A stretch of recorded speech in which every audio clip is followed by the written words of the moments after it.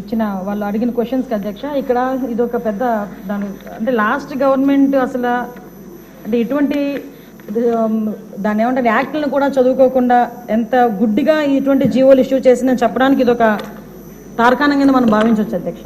ఎందుకంటే యాక్చువల్గా వీళ్ళని మహిళా లేదా గ్రామ వార్డు మహిళా సంరక్షణ కార్యదర్శుల కింద ఇందాక సభ్యులు చెప్పినట్టుగా జీవో నెంబర్ MS నెంబర్ 129 ప్రకారం 2019లో వీళ్ళు నియమించడం జరిగింది అధ్యక్ష. ఓవరాల్గా చూస్తే అధ్యక్ష వీళ్ళు 15,000 మంది రిక్రూట్మెంట్ చేస్తే అధ్యక్ష దగ్గర 13,815 మంది ఈరోజు కార్యదర్శుల కింద మహిళా సంరక్షణ కార్యదర్శుల కింద పనిచేసే పరిస్థితి ఉంది అధ్యక్ష. అందులో సుమారుగా 1,189 ఆటోమేటిక్గా ఇంకా ఖాళీలు ఉన్నాయి అధ్యక్ష. అయితే 13,815 మందికి అధ్యక్ష 2021కి వచ్చేసరికి మళ్ళీ జీవో నెంబర్ 60 ప్రకారం చేసుకుని వాళ్ళని ఒక మహిళా రక్షణ కార్యదర్శుల కింద వార్డు లేక గ్రామ మహిళా రక్షణ కార్యదర్శుల కింద మార్చి వాళ్ళకి ఒక సపరేట్ జాబ్ చార్ట్ ఇచ్చారు అధ్యక్ష.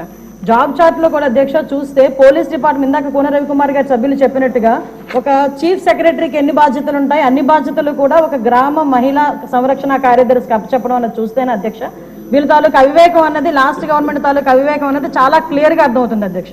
ఎందుకంటే అధ్యక్ష ఈ రోజు మనం ఇక్కడ చూసుకుంటే అధ్యక్ష పోలీస్ డిపార్ట్మెంట్లో ఒక ఉద్యోగం సాధించాలంటే వాళ్ళు శారీరక దారుఢ్య పరీక్షలు వాళ్ళు నెగ్గాలి, రిటర్న్ టెస్ట్ వాళ్ళు ఎగ్జామ్ పాస్ అవ్వాలి, 9 months ట్రైనింగ్ కఠోరమైన ట్రైనింగ్ ఉంటుంది అధ్యక్ష.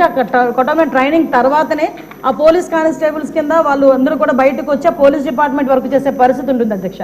కానీ వీళ్ళని మహిళా రక్షణ కార్యదర్శి కింద ఏర్పాటు చేసిన తర్వాత కేవలం 2 వారాలు వాళ్ళకి ట్రైనింగ్ ఇచ్చి ఒకటేమో ఒక వారం పోలీస్ డిపార్ట్మెంట్ వాళ్ళు ఇంకొక వారం ICDS డిపార్ట్మెంట్ వాళ్ళు ట్రైనింగ్ ఇచ్చి ఓవరాల్గా చెప్పాలంటే వీళ్ళు గ్రామాల మీదకి వదిలేశారు అధ్యక్ష.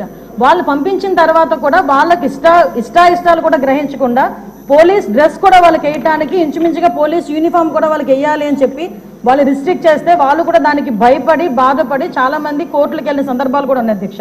ఈరోజు కోర్టులో దగ్గర 7 రిట్ పిటిషన్లు మహిళా కార్యదర్శికి సంబంధించి ఆ పోలీస్ డ్రెస్ విషయంలోని కానీ వీళ్ళు జాబ్ చార్ట్ ఒక అవగాహన లేకుండా డబ్బులు ఇచ్చుకొని పెట్టుకున్నాడు కదా ఆ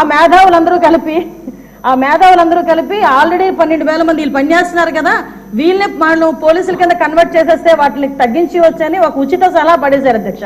దానికి వెనకాతలు ఒక పోలీస్ డిపార్ట్మెంట్ మీద ఒక అవగాహన, పోలీస్ రిక్రూట్మెంట్ మీద ఒక అవగాహన, వాళ్ళ తాలూకా జాబ్ చార్ట్ మీద ఒక అవగాహన ఉండుంటే ఇలాంటి పని చేసి ఉండేవారు కాదు అధ్యక్ష. ఈ రోజు వీళ్ళ పరిస్థితి ఏమైపోయిందంటే వీళ్ళు వెళ్ళి రిపోర్ట్ చేయాల్సింది గ్రామ సెక్రటరీకి రిపోర్ట్ చేయాలి. వీళ్ళ అడ్మినిస్ట్రేటివ్ పవర్స్ ఎక్కడ ఉంటాయంటే పోలీస్ డిపార్ట్మెంట్ దగ్గర ఉంటాయి.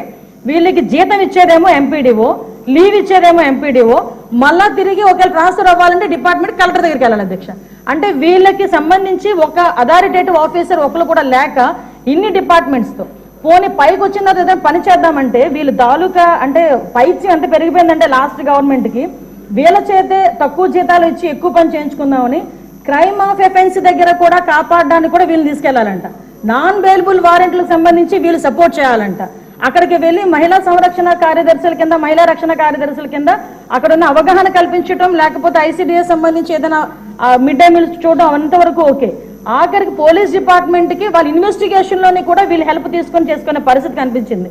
లాస్ట్ గవర్నమెంట్లో చాలా మంది మాతోనే మొరపెట్టుకున్నారు అధ్యక్ష. మేము ప్రతిపక్షంలో ఉండేటప్పుడు పోరాటాలు చేసేటప్పుడు మాకు సెక్యూరిటీ కింద మమ్మల్ని ఆపడానికి సెక్యూరిటీ కూడా కాదు మమ్మల్ని ఆపడానికి ఈ మహిళా కానిస్టేబుల్తో పాటు మహిళా పోలీసులు కూడా పంపించేవారు.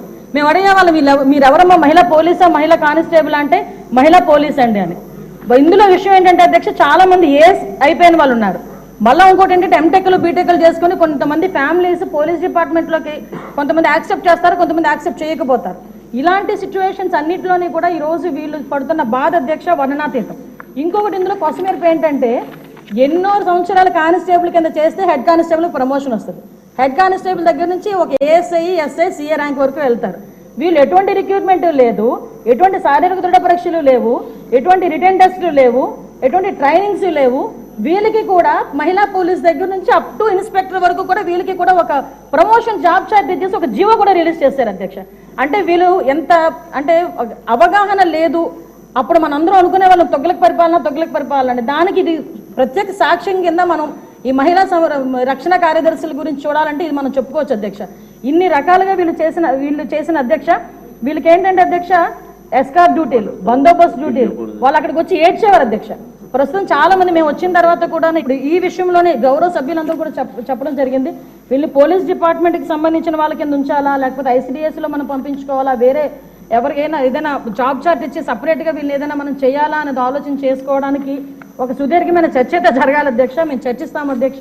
నా అప్పీల్ ఏంటంటే ఇక్కడ గౌరవ సభ్యులందరూ ఉన్నారు, గౌరవ సభ్యులందరూ కూడా ఈ విషయంలోనే మనందరికీ కూడా అవగాహన ఉంది.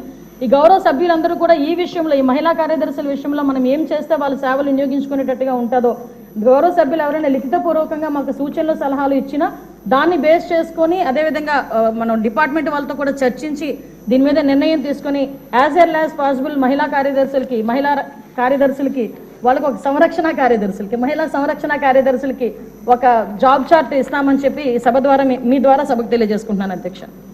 క్వశ్చన్ నెంబర్ 4 అండి.